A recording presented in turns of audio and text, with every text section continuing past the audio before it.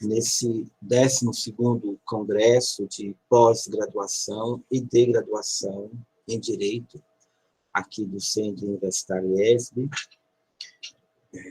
E hoje, a quem agradeço muito a presença do Gabriel Remos, integrante do grupo de pesquisa, e nessa versão remota, a coordenação convidou os grupos de pesquisas para que pudesse também ter algum assento, para que pudesse compartilhar as investigações em curso.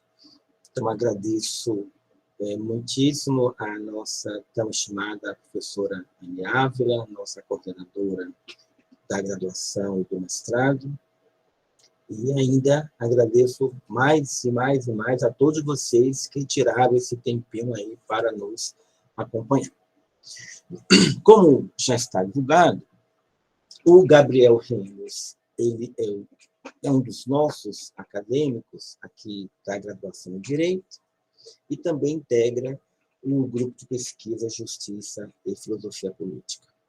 E ele hoje nos trará as suas reflexões, as suas ponderações, alguns olhares de alguns percursos investigativos acerca de um tema tão central na Constituição brasileira, que é o tema da participação popular, que, inclusive, todo esse congresso ele está ali direcionado para essa comemoração, essa reflexão de 34 anos de uma Constituição democrática.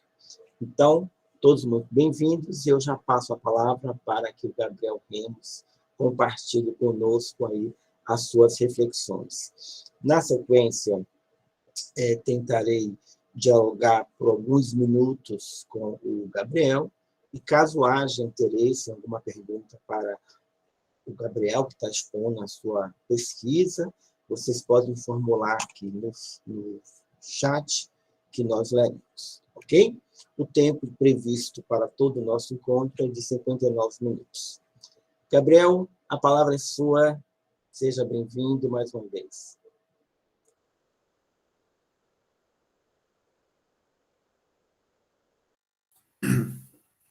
Olá, olá. Bom dia, professor. Bom dia para todo mundo que está me vendo aqui acabar assistindo a participação aqui no Congresso Acadêmico de Pós-Graduação. Aí já posso dar início mesmo, né? Então vamos lá. Acho que beleza. Então, deixa eu colocar um cronômetro. Eu acabo animando de falar demais de vez em quando. Mas beleza. Então tá.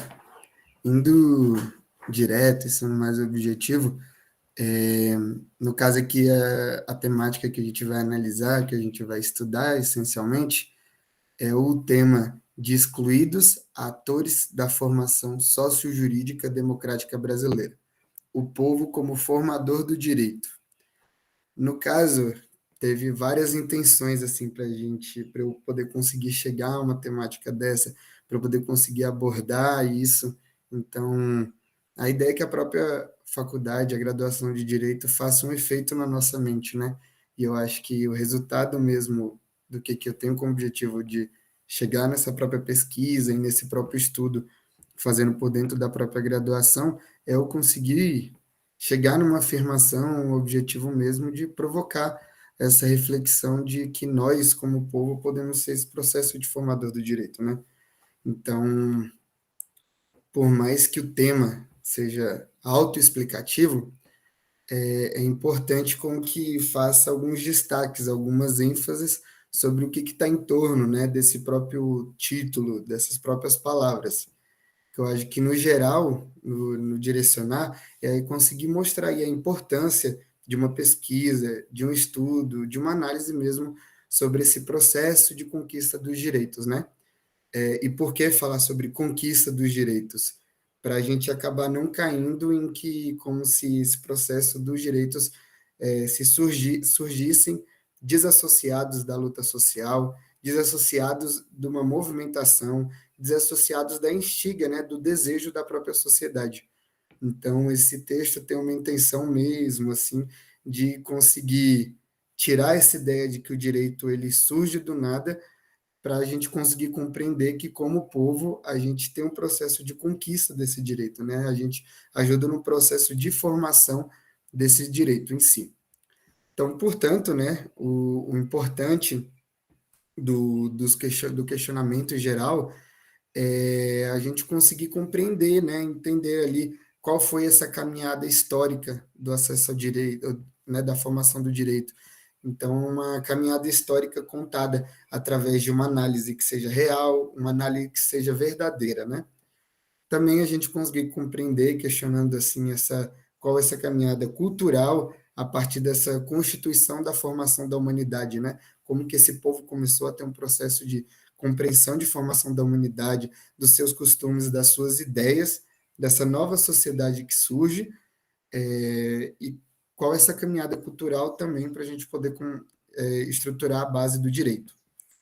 A gente também conseguir analisar aí por meio dessa caminhada política, né, pelos conflitos e pelas tensões que existem entre as desigualdades da realidade.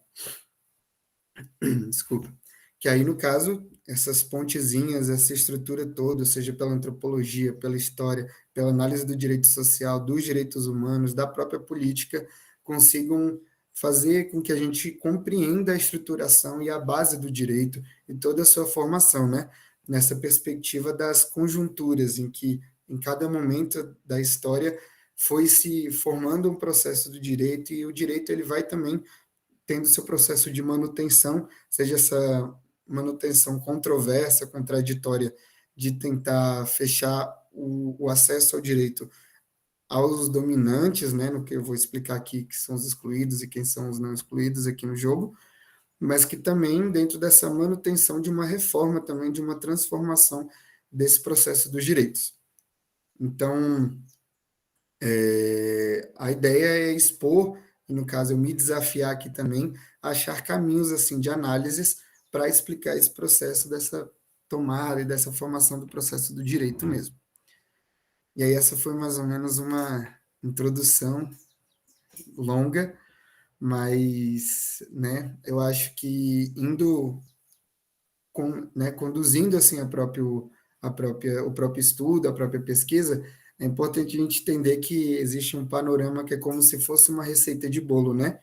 Que para a gente poder conseguir ver essa história e a gente conseguir analisar essas conjunturas, entender qual o contexto da época que esse processo foi foi foco, né, para a gente poder conseguir entender o início desse processo do povo como formador do direito, é importante que a gente consiga ter uma basezinha para analisar essas conjunturas, essa pré-receita de bolo, né?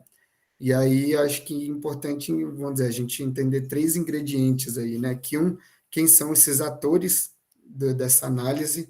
Um segundo, quais são essas contradições que se surgem? Em terceiro, quais são os desafios e conquistas também, né? Porque no processo da história e tudo mais, e do processo de reivindicação de lutas, que é um eixo central da pesquisa, a gente consegue analisar ali e compreender os desafios que tem a ser tomado. Então, uma pesquisa que tem uma análise materialista histórica, então ela tem que ter uma compreensão da realidade, mas não só de estudo anterior, mas também de apontamentos, né? E, por fim, assim, também de entender que em muitos períodos a gente conseguiu ter esse processo de conquistas.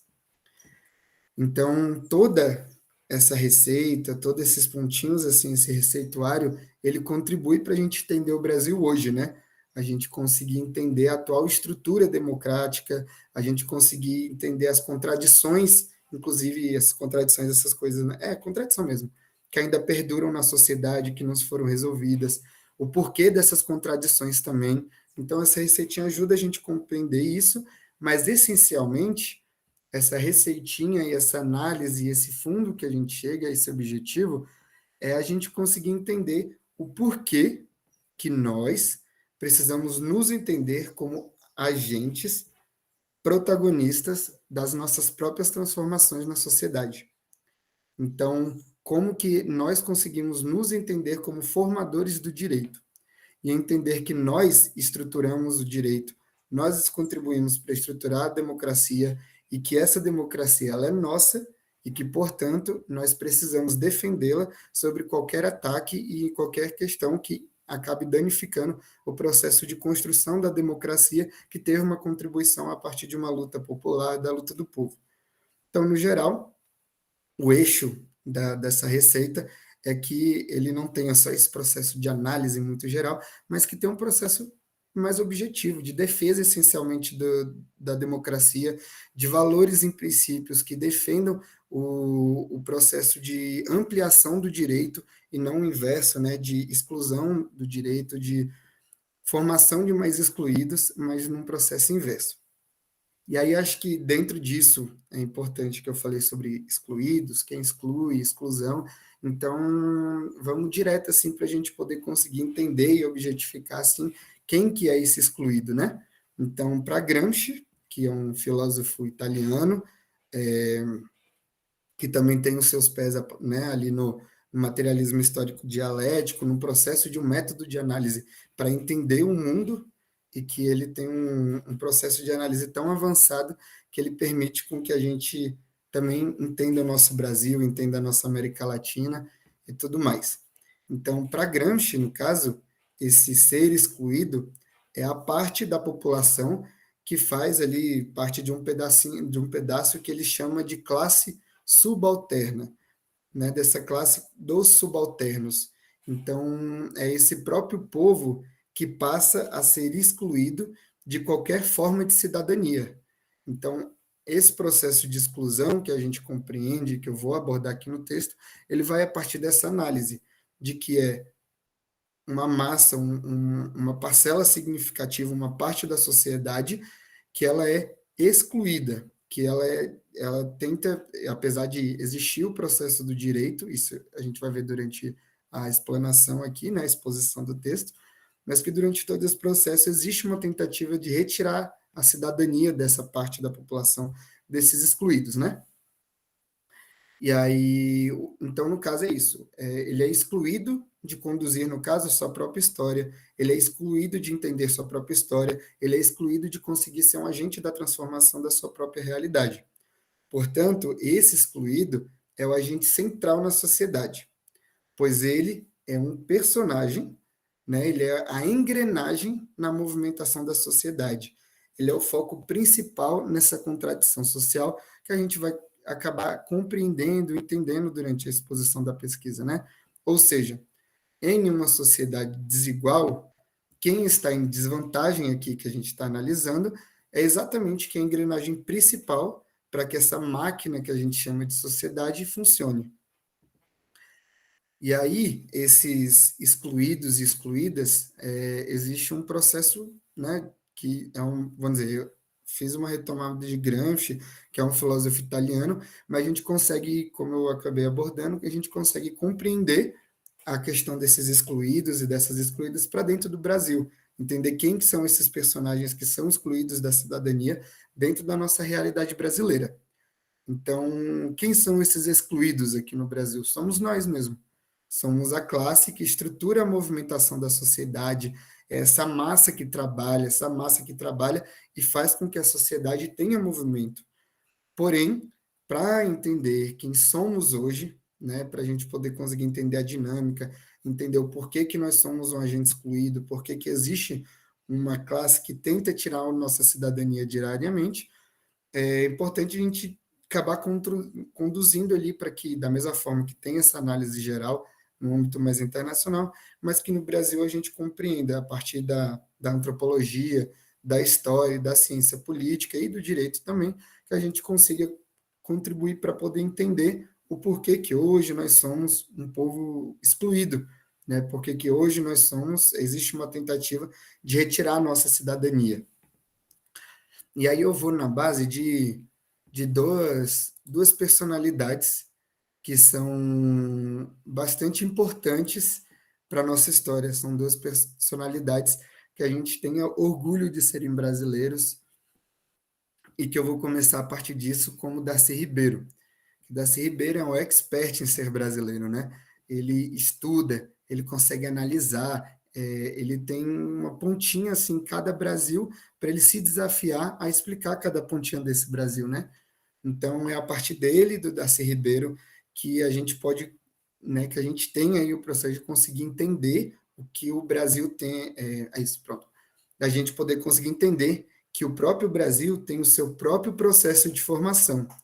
Então é isso. Na história do mundo, várias sociedades, vários estados e a democracia nascem de formas, né, vamos dizer, a depender de um continente ou da formação de um lugar, vamos pensar a nível europeu, tem um processo muito mais sólido em que as revoluções que, né, começaram a queda do feudalismo e o processo de início da república e de um processo da construção futura da democracia, né, de um Estado essencialmente, passaram por um processo de formação meio equiparado ali, né, bem parecido na Europa, mas que é importante, a partir do Darcy Ribeiro, a gente conseguir né, compreender que existem outros locais que essa formação de sociedade ela acontece de uma forma diferente, com uma outra dinâmica e com elementos novos.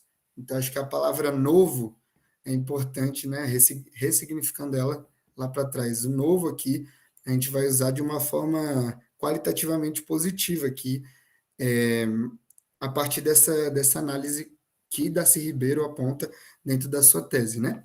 Em que a gente pode entender assim, importante que o Brasil tem um processo específico, um processo próprio de formação social. Então, esse processo ele chega a originar lá no início, naquela história que a gente acaba vendo na própria escola, em 1500, da invasão dos portugueses no Brasil, do processo de miscigenação na sociedade, todos os elementos que a gente acaba escutando e aprendendo, eles vão fazer parte desse processo de formação essencial de um povo novo, de uma nova sociedade que vai ser o Brasil. Então, é um povo, no caso, que a gente não consegue ter outro para a gente conseguir comparar. É como se fosse no jogo de War, a gente acaba pegando uma pecinha nova, que tem várias coresinhas, e a gente está pegando uma pecinha nova, toda misturada de cor, e que é um mix de povo em uma única peça, né? E aí, indo para mais diretamente, uma própria citação, assim, uma explicação do Darcy Ribeiro sobre esse processo de formação, que inclusive está na página 19 do Povo Brasileiro, que é um livro dele, que no caso é a edição de 1995, que ele fala que sob a regência dos portugueses, ou seja, sob a regência dos portugueses, de matrizes raciais díspares, de tradições culturais distintas e formações sociais defasas, se enfrentam e se infundem para dar um lugar a um povo novo.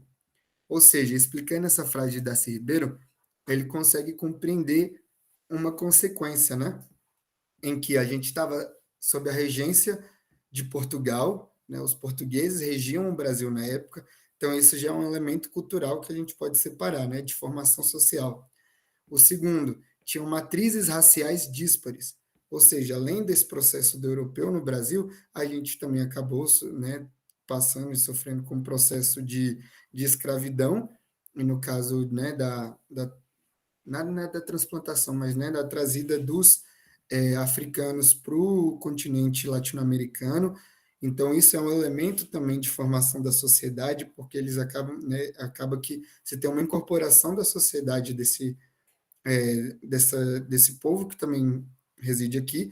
Outro elemento também racial díspare é da própria população que já existia aqui. Então, a gente tem um elemento de que, apesar de passar por um processo de massacre muito grande, o povo originário, o povo tradicional que morava no Brasil, ele não foi totalmente, né, não foi reduzido ao zero, não foi o genocídio que aconteceu com a população indígena, ele não, ainda bem, né, não conseguiu constatar com que toda a população indígena do Brasil fosse eliminada, como é no caso de outros países e tudo mais.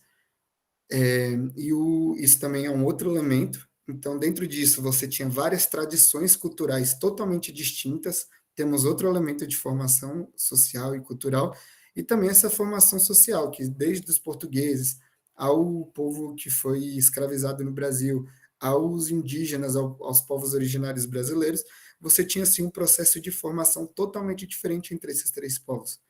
Então, todos esses elementos, eles foram se enfrentando, foram se confundindo até um momento em que você chega a originar um novo povo. Isso é o que o Darcy Ribeiro acaba apresentando como um processo de análise geral para a gente.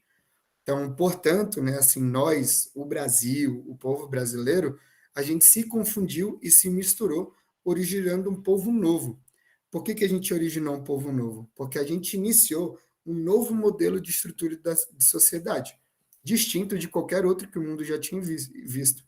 A gente originou um novo processo de etnia nacional, um processo que se diferencia culturalmente das suas matrizes formadoras. Então é isso, o povo novo brasileiro, ele tem elementos que ele recupera dessas matrizes, né, dos portugueses que regiam o Brasil, do povo que foi escravizado, dos povos originários. Então esses elementos, cada um tinha sua formação social, tinha suas matrizes de formação, mas que o povo brasileiro se diferencia de todas elas, apesar de ter pontinhos que acabam constituindo.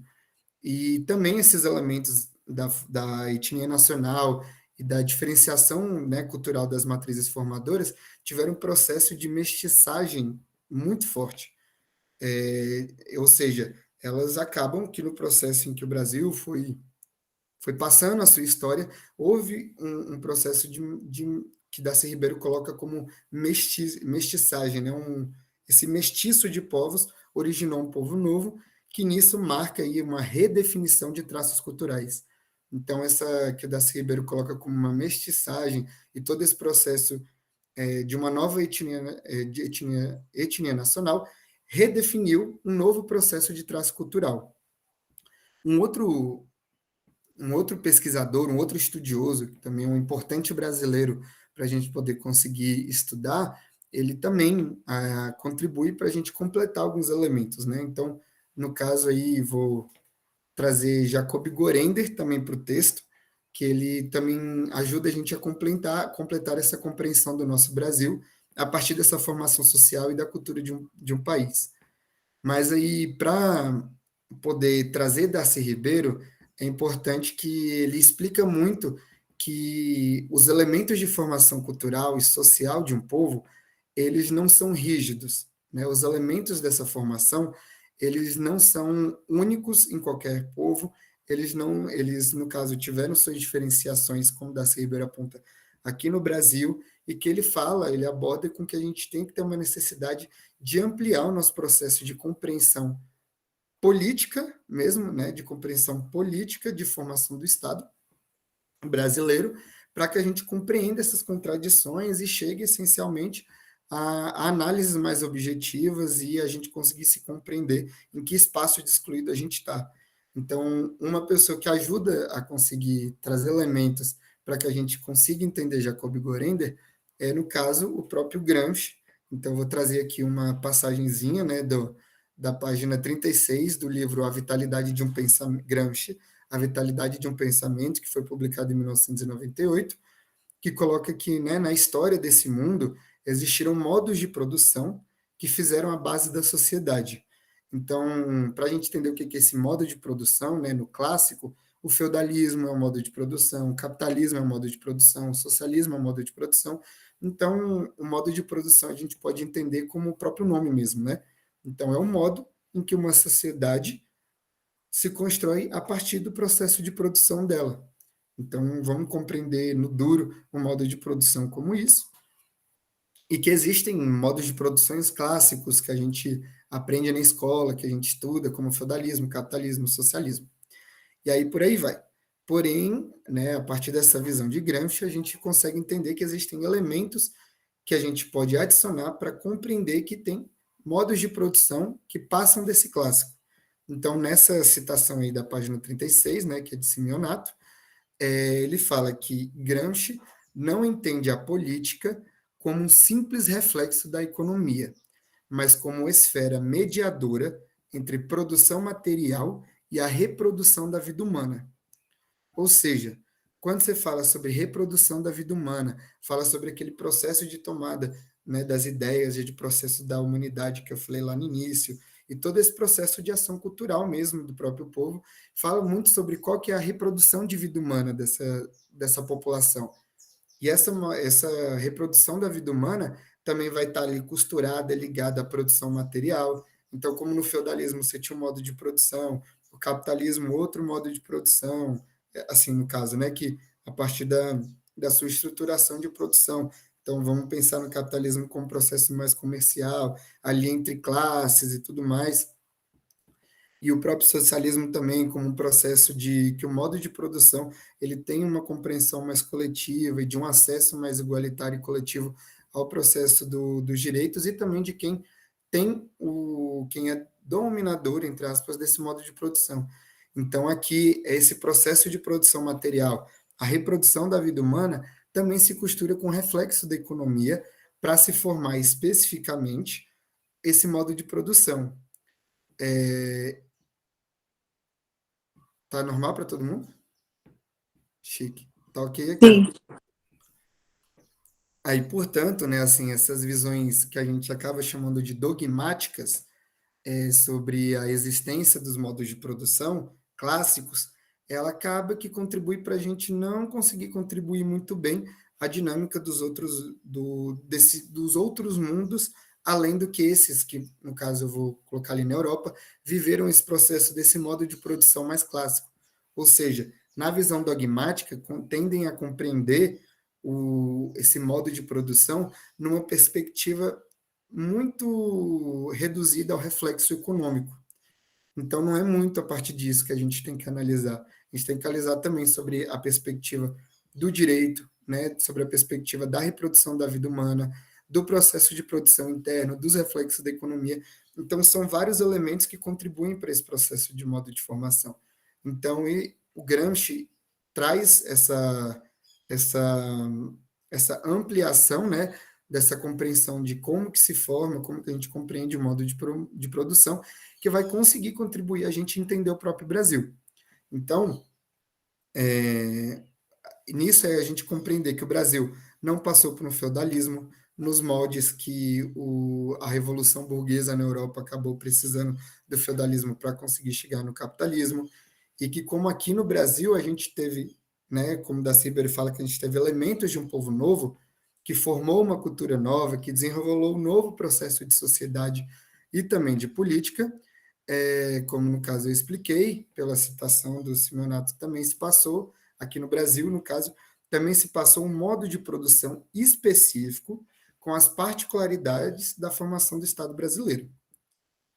Então, eu acho que até aqui, essa parte foi mais enroladinha, assim, mas porque ela é mais densa. Mas até aqui, o que é? Eu consegui chegar até aqui, né, na parte do estudo, com que a gente conseguisse compreender que o povo excluído, o povo novo, que foi originado, né, dessa formação exclusiva de sociedade, exclusiva de cultura, exclusiva de política, a partir de um modo de produção historicamente novo. Ou seja, é isso. Então, o povo novo, o povo originário que veio dessa nova sociedade, dessa nova cultura, essa nova história e política brasileira, também age a partir de um novo modo de produção historicamente novo, que no caso aqui não é o feudalismo e tal, é o escravismo colonial, que é, no caso, o que Jacob Gorender apresenta, né, na tese para a gente. Então, essa análise, assim, ela é essencial para a gente compreender a dinâmica política dos direitos no Brasil, né? E aí a gente compreender as categorias sociais, o porquê esse povo é excluído do seu direito, mesmo que ele é um agente parte também de criação desse direito, porque ele tem anseio, ele tem desejo também no processo de acesso ao direito, e coloca aí também ele como um protagonista da transformação da sua própria realidade. Então, Gorender, na página 93 do Escravismo Colonial, que é um livro dessa lapada gigante, ele coloca assim: enquanto não nos empenharmos a fundo na economia política, na economia política do modo de produção escravista colonial, seremos sempre tentados pelos raciocínios operantes para as analogias entre características comuns e fenômenos distintos históricos. As analogias podem ser úteis e justificáveis, mas exigem sempre o máximo de cautela, sobretudo quando se apresentam como recurso fácil que poupa o prosseguimento da análise e do trabalho discursivo. É tentar equiparar o escravismo colonial ao capitalismo, e isto nos conduz a um beco sem saída, igualmente tentador a equiparar o escravismo colonial ao escravismo antigo.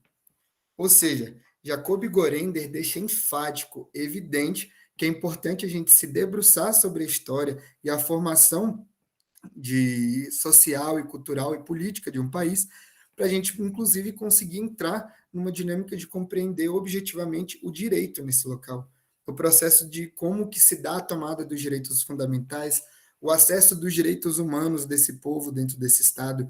Então, Jacob Gorender, ele coloca assim, que é enfático, a gente não compreender o que foi o escravismo, o que foi o escravismo colonial no Brasil como um feudalismo, porque a gente erra e acaba errando na hora do processo de reivindicação dos direitos sociais. Então, a gente não compreendeu o escravismo colonial já como um processo de modo de produção capitalista, da gente não compreender como um escravismo clássico, um escravismo antigo que acontecia na Europa, ou não só na Europa, né, mas na história entre gregos e romanos, enfim, né, para não cair a fundo, mas que a gente não precisa entender o escravismo colonial como um processo clássico ou qualquer outro, a gente consiga entender elementos que não são só reflexos econômicos, mas são reflexos políticos e são reflexos jurídicos que transformam a um novo processo de um novo modo de produção que vai dar uma tomada de um novo processo de reivindicação do acesso aos direitos. Então, achando um direcionamento para essa compreensão de Darcy Ribeiro e de Jacob Gorender, com elementos de análise de Gramsci, tomando essas notas e essas citações, entendendo que um objetivo central da análise, né, como apresentado lá no início, é que a gente consiga né, entender que o povo, nós como povo, somos contribuintes diretos para a conquista dos direitos. Então, indo no claro, né, na frase que a gente tanto aprende, assim, o povo brasileiro, ele é um povo lutador, naquele lema em que nós não desistimos nunca, e foi assim durante toda a nossa história, que muitas vezes é contada de maneira diferente, né, e no caso conscientemente errado, a gente aprende a história do nosso próprio Brasil de forma errada, porque fizeram com que a história seja contada dessa forma de propósito, para afastar a gente da compreensão da nossa própria história, para afastar a gente da compreensão de que esse direito é nosso, de que a gente reivindica esse direito, de que a gente se manifestando, a gente cobrando esse direito, a gente ajuda na transformação do direito no nosso próprio Estado. Então, esse elemento da gente aprender a história errada, de afastar a gente da nossa realidade, faz com que a gente tenha uma desassociação, né, desse agir político, desse agir jurídico. Então, isso, por exemplo, desde, né, abrindo uma brechazinha para dar um exemplo significativo, e que isso faz parte da tese também de Gorender, né, é que, né, faz parte, mas eu pegando a análise e falando nas minhas próprias palavras, né, deixar mais evidente. Jacob Gorender é um pouco mais fino na hora de falar. Mas isso, no caso, nessa história contada errada, desde no caso da princesa Isabel, que a gente via como a salvadora da sociedade, libertadora dos escravos, enquanto o que se passava ali, né, com a princesa Isabel, era o início desse processo de revolução burguesa no Brasil. Era essa virada, né, da gente conseguir entender o que era o escravismo colonial. Então, essa foi a chave ali naquele momento, e que a gente dá com ênfase, né, nessas características especiais. Ou seja, a abolição da escravatura teve uma intenção totalmente diferente, né, dessa parte, dessa classe dominante, dessas figuras como a princesa Isabel, essas figuras que a gente acaba aprendendo, né, tinham outros objetivos, né? E por que eles tinham outros objetivos? Porque ali se criou um processo de um conflito social que já estava formado, porque a resistência dos quilombos, a intensa luta do povo por sua libertação forçava que essa aristocracia, que a princesa Isabel e seus coleguinhas repensassem o escravismo colonial. Então, a gente tem que entender que a princesa Isabel não deu um presente para a sociedade em abolir a escravatura. Ela foi uma reação dela com a galera dela, da aristocracia da época, frente a um conflito que o povo conseguiu formar, que o povo conseguiu colocar, que foi a necessidade de dar fim ao escravismo colonial, e que isso foi uma resistência direta à reivindicação popular, ao processo dos quilombos e tudo mais. Então, isso é uma história que a gente acaba aprendendo errado e que desassocia a gente muito do que a gente fez parte desse processo. Então é isso. Princesa Isabel, ninguém aqui é filho de príncipe, rei, rainha. Princesa Isabel não é uma figura que representa a gente, mas a gente aprende na escola que ela foi a figura que ajudou na libertação dos escravos, sendo que o povo que foi escravizado, aquele povo brasileiro que estava surgindo naquela época da formação do escravismo colonial, foi um dos maiores contribuintes desse processo. Eles criaram um conflito tão grande para a aristocracia que a aristocracia teve que pensar em como mudar o modo de produção naquele local. Então, mais ou menos, essa é uma parte da história que a gente acaba aprendendo errado, né? Então, importante, né? Portanto, assim, foi através desses fatos, desse processo, né, do direito, de mudança, de transformação do direito no Brasil, sobre essas modificações, que se tem um processo, inclusive, que a gente conseguiu momentos de acesso, né, de ampliação desse acesso ao processo do direito. Então, ainda mais nesse momento de... enfim, acabei me perdendo aqui, foi mal. Mas, enfim, então tá. Então, portanto, é através desses fatos, desse processo que o direito no Brasil conduz sobre essa modificação desse acesso, que a gente foi conseguindo compreender que existiram muitas ampliações durante toda a história, né? Ainda mais no processo mais democratizado de afirmação da República, de transformação da democracia no Brasil. Então, dentro desses momentos, se teve um processo de ampliação do acesso a esse direito, de consumo desse direito, também com uma maior proporção de distribuição, que eu vou explicar isso já já. Mas que é claro que a gente não possa compreender que existiram várias falhas, né, durante todo esse momento, mas que, de toda forma, existem essas falhas que tiveram acesso, ainda mais agora, em momentos que a gente sofre um processo de ataque democrático, de ataque à democracia que a gente vive, porém, é evidente que a tomada do acesso aos direitos foi dada através da luta do povo brasileiro. Então, a gente tem que criar essa associação direta entre uma reivindicação do povo, entre o povo, com o seu próprio direito. Aqui eu vou tomando para o processo mais final, prometo que eu estou perto do fim, mas que, né, por isso essa compreensão da ideia de povo, essa ideia de categoria social, ela tem que estar encontrada diretamente como um processo de formação do direito. A gente não tem como desassociar isso, porque no Brasil, como a gente acabou vendo aqui, essa ideia de povo, essa formação de uma categoria social, ela estava diretamente aliada a um processo de formação do direito. Pois, a partir disso, existe um processo estruturante também de desigualdade, né? Então, como eu acabei apontando, a gente consegue compreender aqui um processo triplo que vem da antropologia jurídica, né? Em que, para você, existem esses três processos, né, na antropologia jurídica. Existe a formação do direito. 2, a distribuição do direito. E 3, o consumo do direito.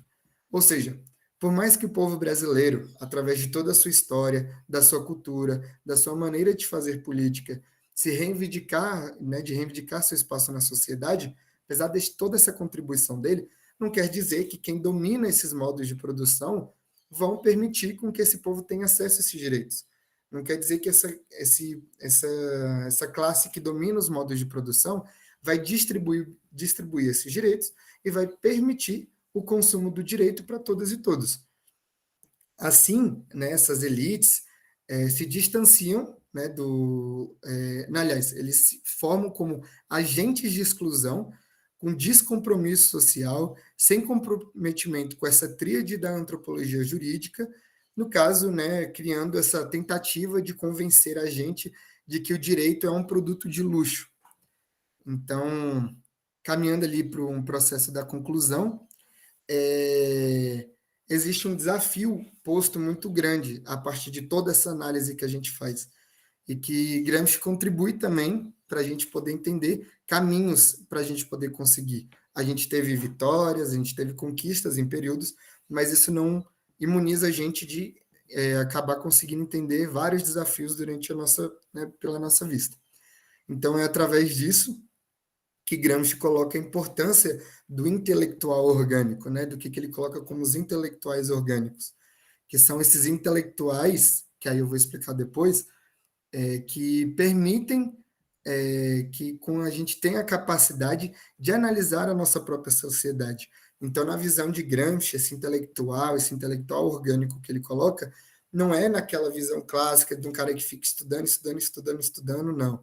É de um cara que consegue não só ter o seu estudo, mas também ter a sua prática na realidade, sua prática física, né, no dia a dia, mas que esses elementozinhos assim constroem ele como um intelectual orgânico, por quê?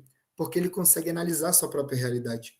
Ele consegue compreender, né, e organizar, entender a falta dessa história faz para a gente, com que a falta dessa história como é que é? Distancia a gente de ter acesso aos direitos. Então, ele consegue nos retirar desse processo de subalterno, de excluído. Então, compete a essa figura do intelectual orgânico buscar ampliação, o acesso a um processo também de educação, mas não de educação nessa visão mais institucional, mas de educação popular, de socialização de conhecimento, de socialização de visão. Então, é uma formação para a gente poder se compreender como esse agente da nossa própria transformação da realidade nos moldes freirianos, assim, de visão também. Então, um intelectual orgânico, ele contribui em conduzir a superação da alienação, de quebra do momento para sair dessa questão de apartado, de excluído da sociedade, para você ser esse ator direto da transformação e na busca do direito social. Então, essa contribuição também vem muito a partir dessas afirmações que vêm dos tão temidos direitos humanos, né? Que são, e aí recuperando já Jacob Gorender mesmo, numa das citações que ele coloca que a gente não tem que só se debruçar sobre as visões mais fáceis, porque a gente acaba não conseguindo ter um acesso mais profundo ao que a gente necessita. Então, os direitos humanos, no caso, ele evidencia um processo de altura e de uma compreensão também da expansão política. E aqui eu vou num livro também de outras inspirações assim para a gente, que no caso a gente que estuda aqui no IESB já teve o prazer de conhecer, quem estuda na UNB também, que é o Antônio Escrivão, mas também que é um livro também autorado pelo Zé Geraldo, que é também professor, foi ex-reitor da UNB, que no caso é o livro Para um Debate Conceitual e Político sobre os Direitos Humanos. E aí essa citação está na página 187, que fala assim: a essa altura, já é possível compreender que a expansão política da função judicial também significa a própria politização da justiça, na medida em que aumenta o seu contato com os temas de alta intensidade política judicializados.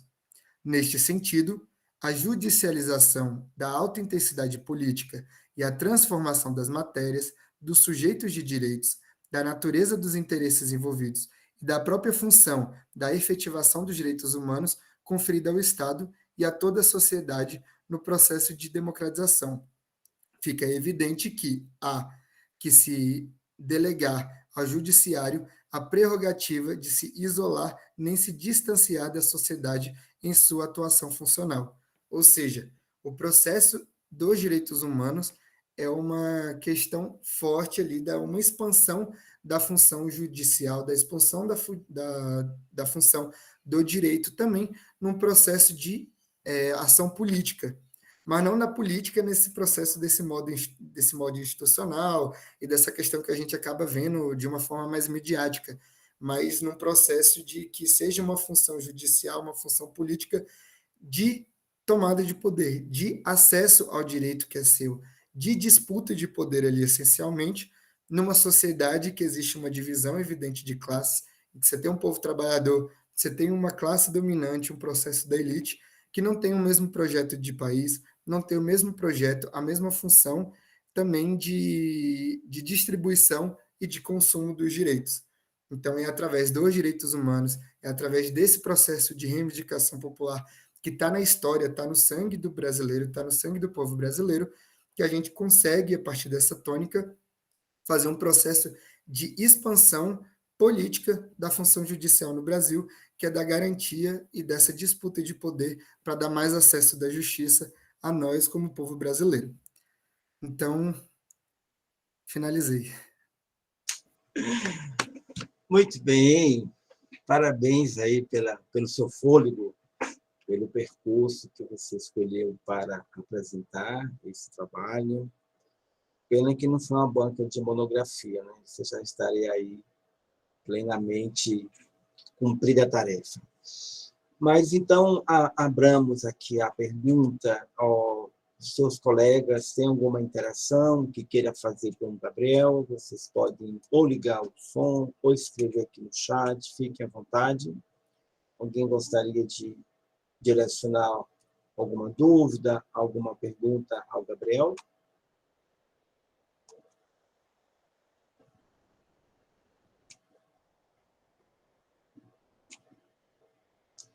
Cinco, quatro.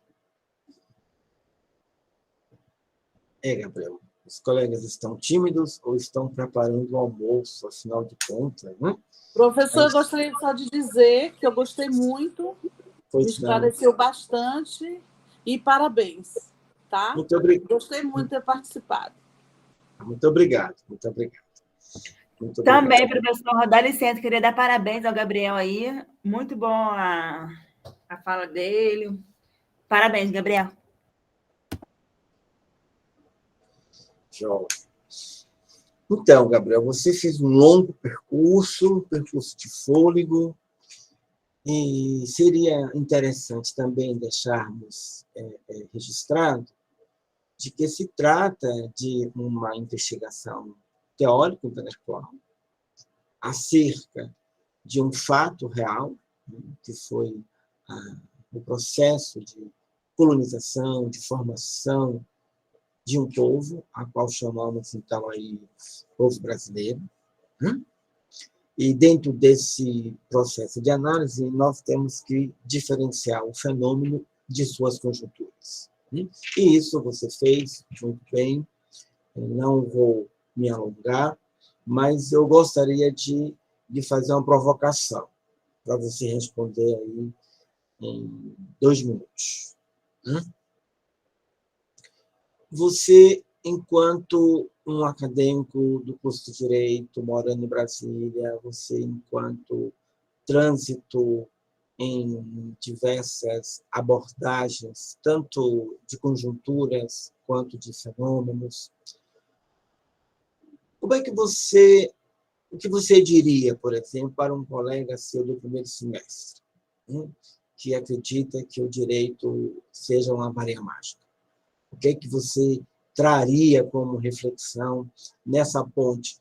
Quais as contribuições de uma cultura jurídica para, efetivamente, realizar ali o nosso artigo 6º da nossa Constituição, onde estão elencados os direitos sociais, que são aqueles direitos de todos, onde não é um privilégio. O privilégio é para poucos. Então, acordar e beber champanhe é um privilégio. Mas acordar e ter uma água limpa para beber não é privilégio, é um direito. Então, como é que você aí livremente situa essa análise dentro das suas leituras?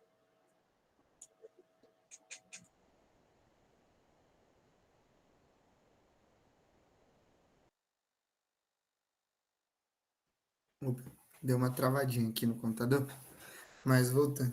Não, a pergunta chegou aí, você? Chegou. Ótimo. Chegou sim.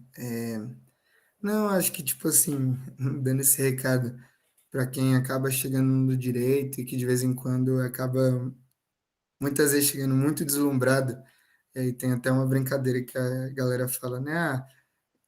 Já já você se frustra com direito e tudo mais. Eu acho que dentro disso, assim, no geral, compreender que você tem que, né, entrar dentro desses espaços também com uma visão crítica mesmo de compreensão mais real das coisas. de vez em quando a gente entra muito deslumbrado, muito essencialmente assim com aquela vontade, mas a gente tem que saber canalizar aquela vontade, né? E que a gente, acho que é meio que nessa perspectiva que a gente coloca como ser agente da transformação da própria realidade mesmo. E que você achar que não é só porque o direito existe, que ele está ali, que estruturalmente todo mundo vai ter um justo acesso, todo mundo tem acesso da mesma forma, todo mundo consegue estar ali. Então, esse momento de, né, esse espaçozinho dessa compreensão não tem que se tornar uma frustração, né? Tem que se tornar uma tonalizante para você querer ser um agente dessa transformação, para você poder conseguir levar a gente para ter essa compreensão de que, ó, se existe uma injustiça, se a tônica está diferente entre as pessoas, a gente tem que ser uma personalidade, um agente que vai estruturalmente mudar isso, né? A gente tem que ter uma movimentação para que isso tenha mudança, porque se a gente não pensa a mudança para a gente mesmo, os outros vão pensar pela gente, né? Então, meio que dessa maneira, assim, acho que meio que nessa visão, inclusive, do intelectual orgânico ali, né? Do Gramsci, que não é aquele intelectual de uma maneira tipo, ai, por falta de modéstia ou por arrogância, mas é um intelectual orgânico porque aquela pessoa ali consegue começar a ter essa compreensão da contradição mesmo da realidade, de entender qual que é a contradição e qual que é a chave de intervenção nessa contradição. Então, acho que a ideia, assim, dentro do curso do Direito, é que todos nós conseguimos, inclusive, sermos esses intelectuais orgânicos que têm um compromisso social, um compromisso com a tríade, né, da antropologia jurídica, seja a partir dessa formação, mas da distribuição e desse consumo do direito, né? Então, acho que o recadinho, assim, seria mais de puxar mesmo para a realidade, porque já é 50, 60% ali para você entender que tem algo que não está certo e os outros 40 é convencer para que a gente tem que mudar. Muito bom, muito bom.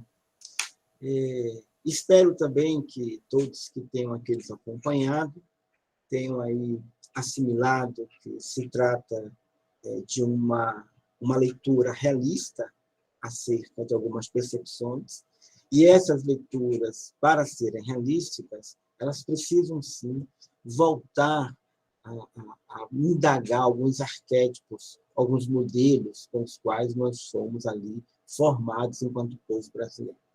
Se nós apenas tivéssemos uma única etnia, se fôssemos todos negros, se fôssemos todos brancos, ou se fôssemos todos povos originários, já seria um desafio gigantesco, né? Fazer direitos sociais para todos. Quanto mais que nós somos essa confluência de 3 representações, né?